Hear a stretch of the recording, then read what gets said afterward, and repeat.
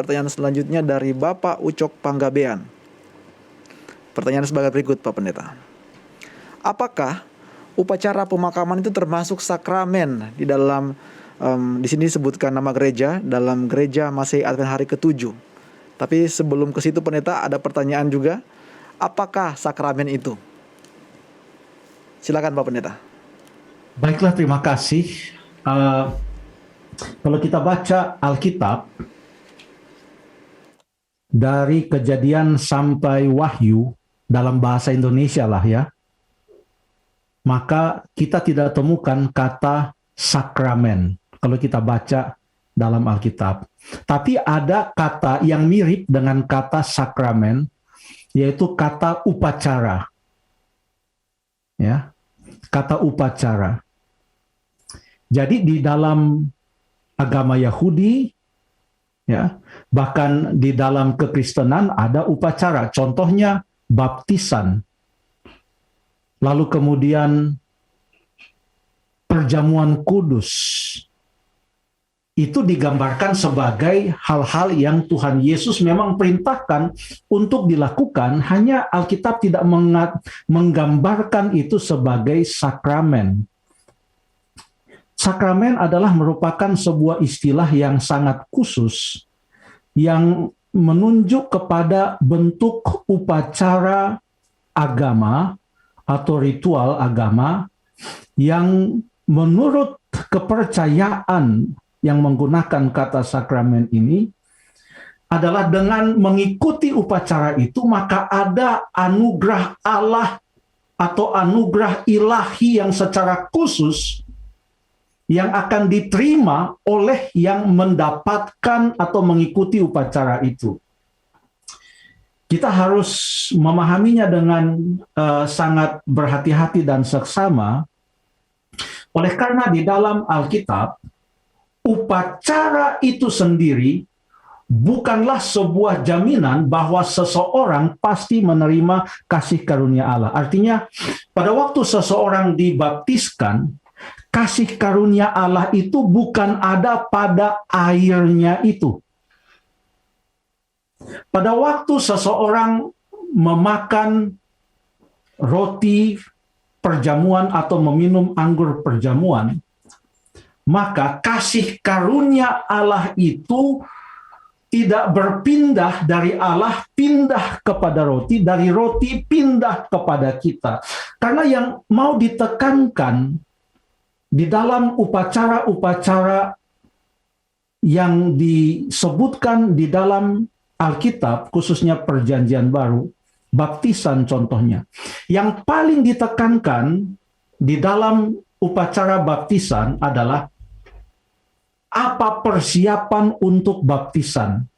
Kalau untuk bagaimana dibaptis, itu sudah jelas, karena ini melambangkan mati bersama Kristus dan dikuburkan dalam hidup yang lama, dikuburkan dan bangkit untuk hidup baru. Dan kata baptisan itu sendiri bukan berasal dari bahasa Sanskerta atau dari bahasa Sansekerta atau dari bahasa atau rumpun bahasa dari mana bahasa atau kosakata bahasa Indonesia itu berasal, bukan dari bahasa-bahasa, tapi kata baptisan itu berasal dari bahasa Yunani, ya, di mana kata itu berarti dicelupkan atau diselamkan.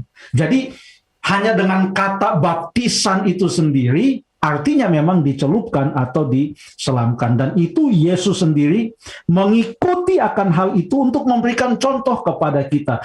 Jadi kita tidak bicarakanlah tentang bagaimana harus dibaptis, karena itu sudah jelas dalam Alkitab. Tapi yang mau ditekankan adalah bukan pada waktu seseorang itu yang penting asal dicelupkan, maka dia mendapatkan karunia itu, karena itu ada di dalam upacara dan ada di dalam air itu, sehingga sekalipun ia tidak percaya, sekalipun ia tidak bertobat, asal ia dicelupkan atau diselamkan, pasti ia mendapatkan karunia ilahi itu. Jadi bukan di situ. Letaknya adalah bila mana orang itu betul-betul percaya kepada Tuhan dan mau bertobat dan hidup baru, disitulah ia betul-betul akan merasakan karunia Allah itu. Sehingga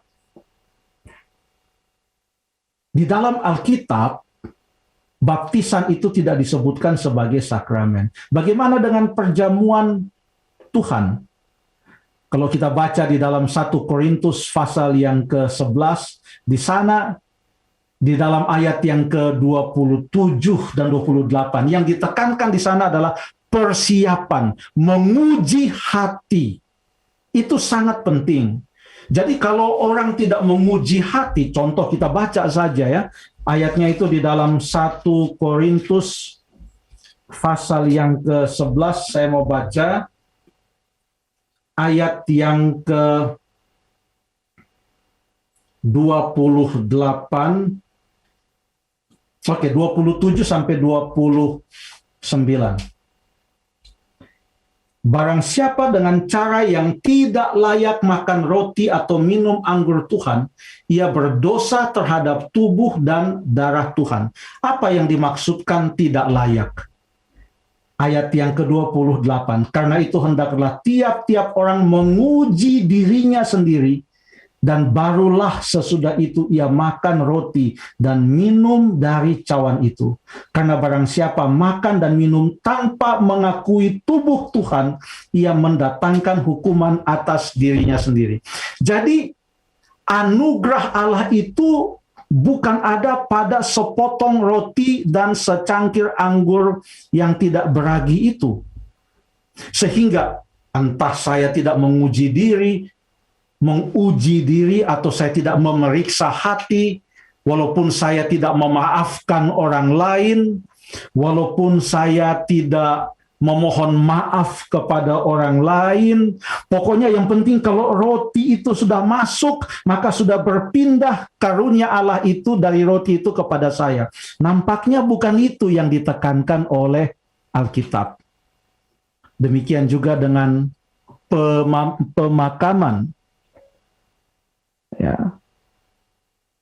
bahwa Alkitab sangat menekankan kalau seseorang sudah meninggal dunia, maka ia tidak mengetahui apa-apa lagi, orang itu tidak bisa bertobat, sehingga dengan dilakukan suatu upacara yang sedemikian rupa, sekalipun orang itu dalam hidupnya ia melawan Tuhan, tetapi walaupun ia melawan Tuhan, tapi kalau dibuat acara, mohon maaf ya, acara pemakaman itu dilakukan dengan begitu kusuk dan lain sebagainya, maka walaupun dalam hidupnya ia melawan Tuhan, maka upacara itu bisa mengubah dia karena ada karunia Allah dalam upacara itu.